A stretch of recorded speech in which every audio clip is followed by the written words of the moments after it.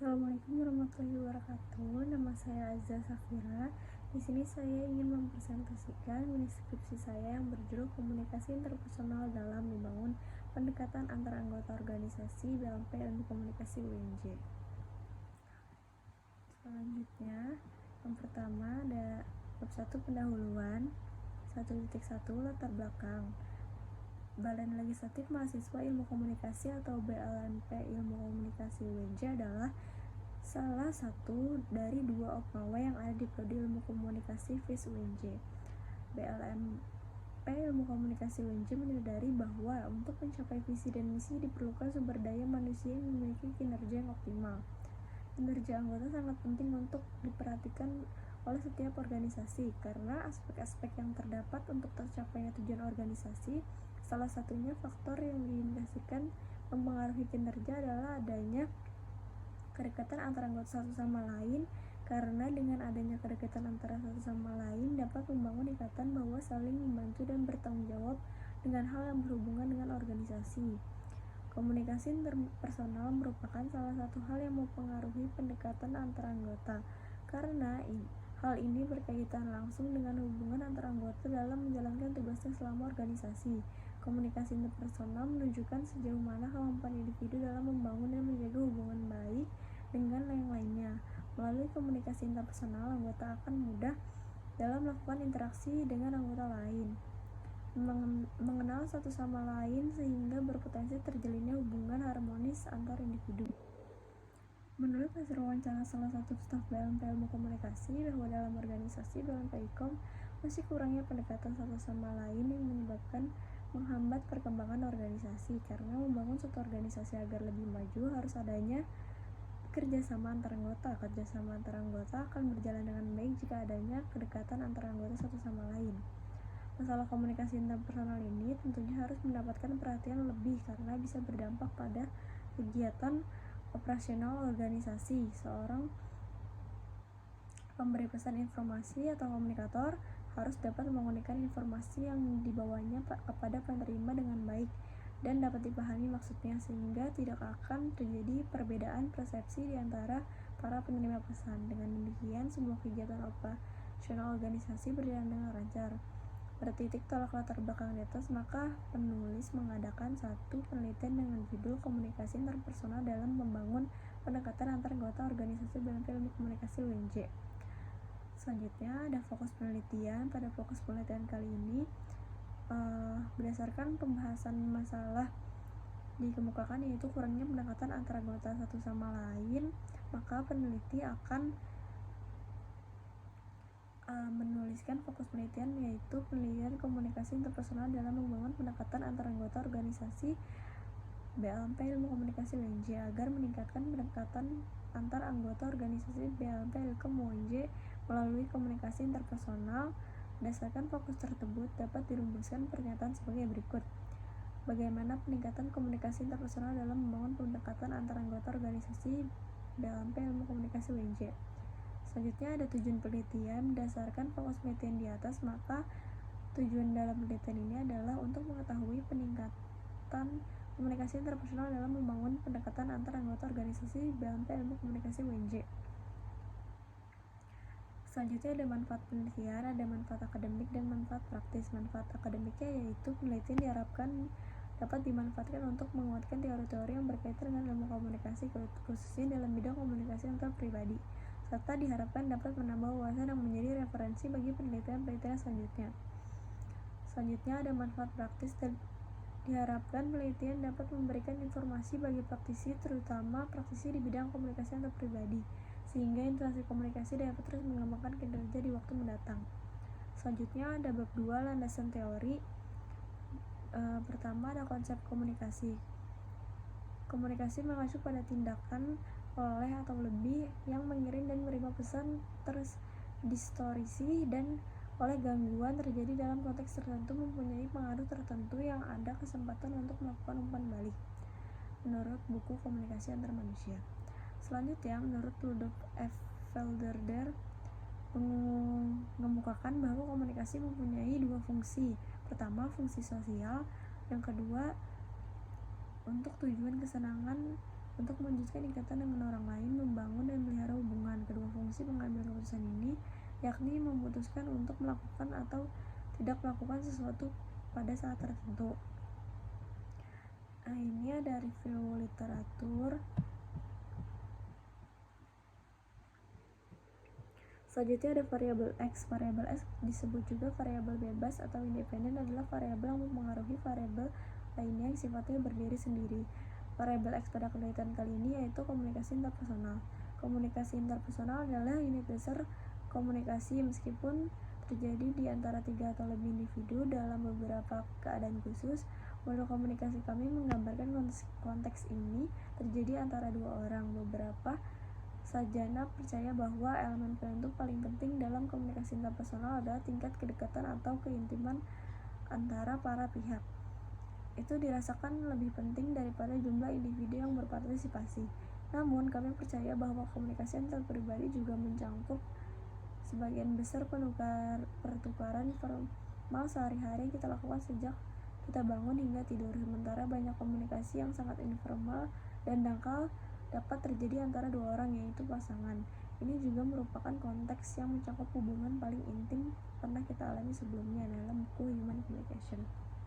Selanjutnya ada beberapa pengertian komunikasi menurut para ahli.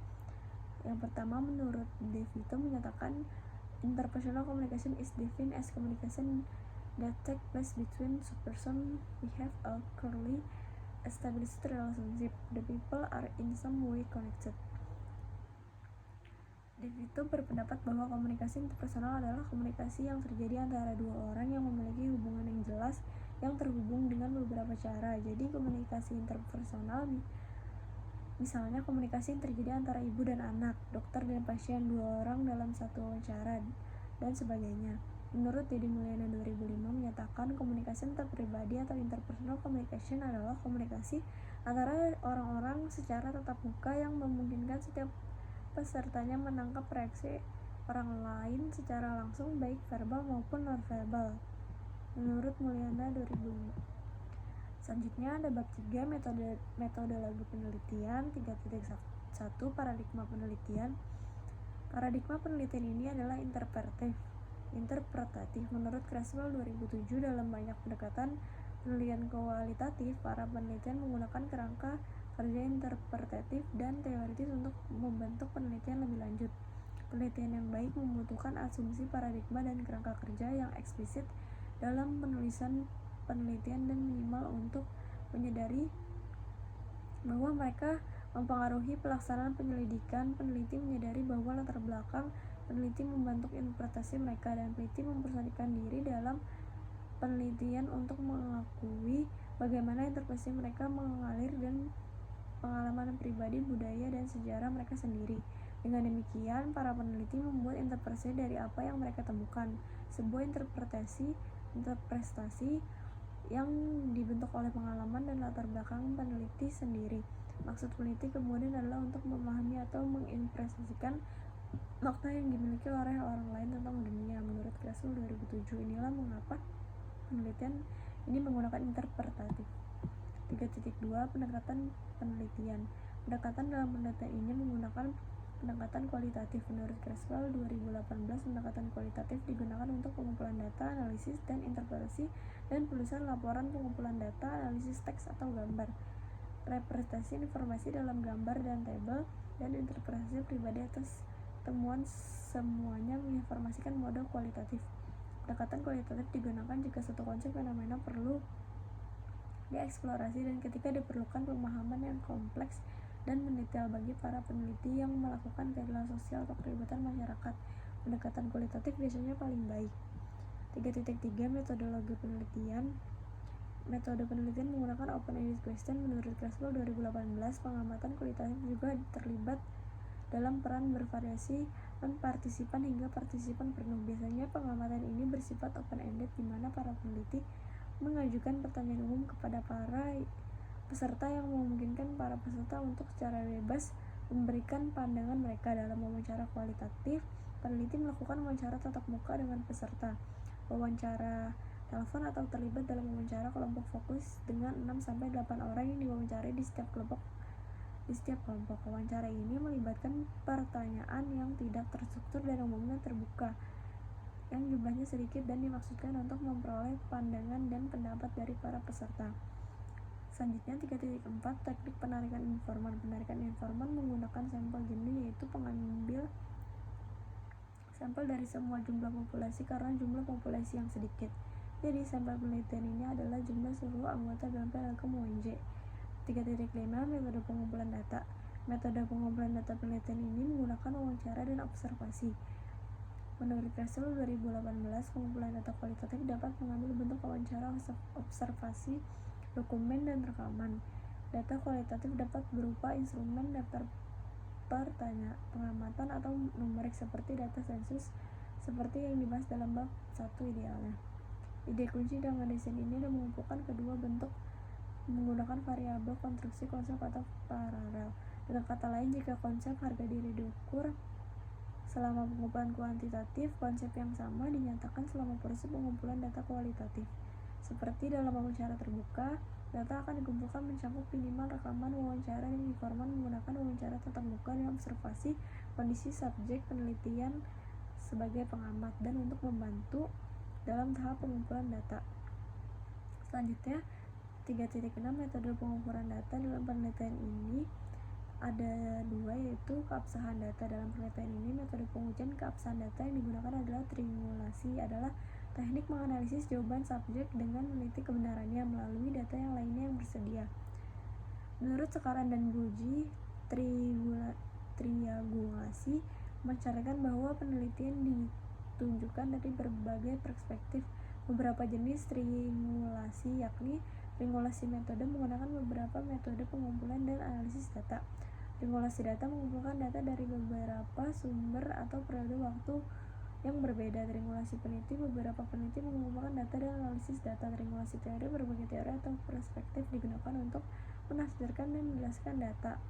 Triangulasi merupakan teknik yang sering dikaitkan dengan validitas dan penelitian kualitatif. Yang meningkatkan validitas penelitian dapat juga memberikan deskripsi dalam tentang proyek penelitian. 3.6 reliability coding. Menurut Baby 2017, selective coding berusaha untuk mengidentifikasi kode pusat dalam penelitian, yakni kode yang terkait dengan semua kode lainnya. Kode aksial dapat diinstruksi sebagai aspek dan konsep lebih umum sesuai dengan kajian teoretik yang akan dikaji. Gagasan dalam metode ini adalah bahwa pola-pola hubungan dapat ditelusuri dari pemeriksaan yang luas dan mendalam sejumlah besar pengamatan. Selanjutnya 3.7 metode analisis data. Menurut Kurzweil 2018, langkah-langkah analisis data dan metode yang digunakan untuk menyediakan data, menafsirkannya, memvaliditasnya, dan menunjukkan potensi hasil penelitian berbeda dengan desain lain. Pendekatan kualitatif mencakup komentar oleh peneliti tentang peran mereka dan refleksi diri mereka atau disebut refleksivitas, dan tipe khusus dari strategi kualitatif yang digunakan. Selanjutnya, karena terstruktur penulisan proyek kualitatif dapat sangat bervariasi dari satu ke studi satu lainnya. Bagian metode juga harus menyertakan komentar tentang sifat produk akhir penulis. Penelitian ini menggunakan analisis deskriptif. Menurut Sekaran dan Boji, tujuan dari penelitian definitif adalah untuk memperoleh data yang menggambarkan topik yang diminati.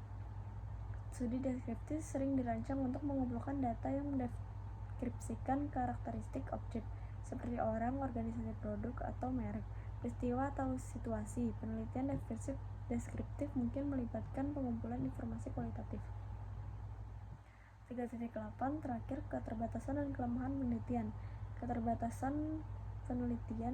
Keterbatasan yang ada dalam penelitian ini adalah penelitian ini memiliki ruang lingkup yang kecil. Penelitian ini hanya dilakukan dalam organisasi mahasiswa BLMP Ilmu Komunikasi UNJ. Selain itu, keterbatasan dalam penelitian ini adalah meneliti komunikasi interpersonal dalam membangun pendekatan anggota BLMP Ilkom UNJ tanpa meneliti penyebab lainnya yang dapat meningkatkan kemajuan organisasi kerja. Selanjutnya ada kelemahan penelitian. Kelemahan penelitian banyak dikarenakan keterbatasan pada penulis. Kelemahan tersebut diantaranya adalah satu, sampel yang digunakan dalam penelitian ini hanya dilakukan pada organisasi BLMP Ilkom UNJ, sehingga hasil yang didapat mungkin dapat menimbulkan perbedaan apabila dilakukan organisasi yang berbeda. Sekian dari saya. Assalamualaikum warahmatullahi wabarakatuh.